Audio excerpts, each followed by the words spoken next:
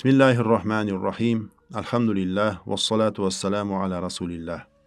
Bad'ul Amoli asari haqida.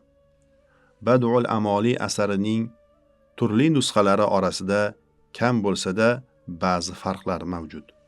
Mulla Ali Qoriyning Zav'ul Ma'ali sharhida ham, Tuhfatul A'olida ham, Humaydiyning Amoli tarjimasi asarida ham bir xil 68 ta bayt keltirilgan. Boshqa ba'zi sharhlarda esa 60 ta bayt keltirilgan. Asarning asosiy ma'lumotlari 60 ta baytda bayon qilingan bo'lib, qolganlarida o'quvchilarga nasihatlar va duolar o'rin olgan. Ushbu asarni tahqiq qilgan ba'zi ulamolar uning baytlari 73 ta ekanini aytganlar. Imom Buxoriy nomidagi Toshkent Islom instituti kutubxonasida saqlanayotgan noyob qo'lyozma nusxa ham ushbu asarning baytlari aslida 73 ta bo'lganini tasdiqlaydi. Ushbu qo'lyozma nusxada Bad'ul Amoli asarining yuqorida zikr qilingan asarlarda yo'q bo'lgan 6 ta matn keltirilgan.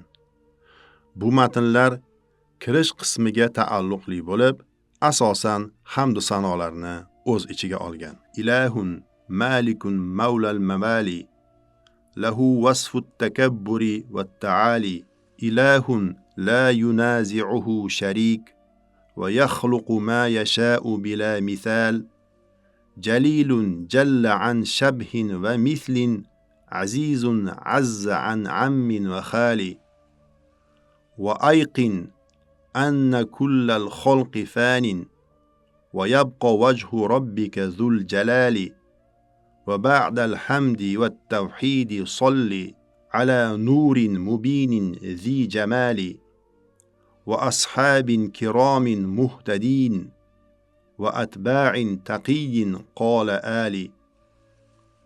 Ushbu nusxada mazkur hamd sano va salovat salomlardan so'ng boshqa nusxalarda birinchi kelgan yaqulul abdu fi bad'il amali matni boshlangan.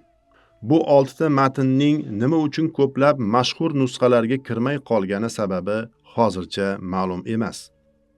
Bad'ul Amolining ahli ilmlarning doimo o'ziga jalb qilib kelgan ajoyib asar ekani unga yozilgan sharhlarning ko'pligidan ham bilinib turadi. 800 yildan ortiq vaqt davomida matnlari yod olinib, ma'nolariga e'tiqod qilib kelinayotgan ushbu asarga ko'plab sharh bitilgan. Turli asrlarda bitilgan sharhlarning ba'zilari quyidagilardir. Halil ibn A'lo Najjori Yamani Nafisur Riyoz li'idamil amros e'tiqoddagi kasalliklarni ketkazish yo'lidagi ko'rkam chamanzorlar. Izuddin Muhammad ibn Abu Bakr ibn Jamoa Matlaul Misal fi aqoidil islamiyya va manbaul kamal fi masailil kalamiyya fi sharhi qasidatil lamiyya. Lomlik qasidasi sharhidagi islom aqidasining namunaviy pillapoyasi va kalom masalalaridagi barkamollik manbasi. Mulla Ali Qori Zav'ul Ma'olida ushbu kitobdan ko'p iqtibos keltirgan. Muhammad ibn Abdulloh G'ozi Temirtoshi Hanafi Fawaidul Marziya fi sharhi qasidatil lamiyya. Lomlik qasidasi sharhidagi ma'qullangan mazmunlar. Mulla Ali al-Qori Zav'ul Ma'ali li bad'il amali. Bad'ul Amolining ulug'vorlik yog'dusi. Ushbu sharh Bad'ul Amolining eng mo'tabar sharhlaridan biri bo'lib, muallif uni Fiqhul Akbarning sharhini tamomlaganidan so'ng alohida ehtimom bilan yozgan. Muhaqqiqlar guruhi Tuhfatul Aoli, ulug'lar tuhfasi. Ushbu kitob ba'zi muhaqqiq olimlar tomonidan Mulla Ali al-Qoriyning Zav'ul Ma'oli asariga hoshiya qilib bitilgan. Hijriy 1164, milodiy 1751 yilda yozilgan. Husayn ibn Ibrohim ibn Hamza ibn Khalil La'ali fi sharhi bad'il amali. Bad'ul Amoli sharhi haqida durlar. Bulardan boshqa ham ko'plab sharhlar yozilgan.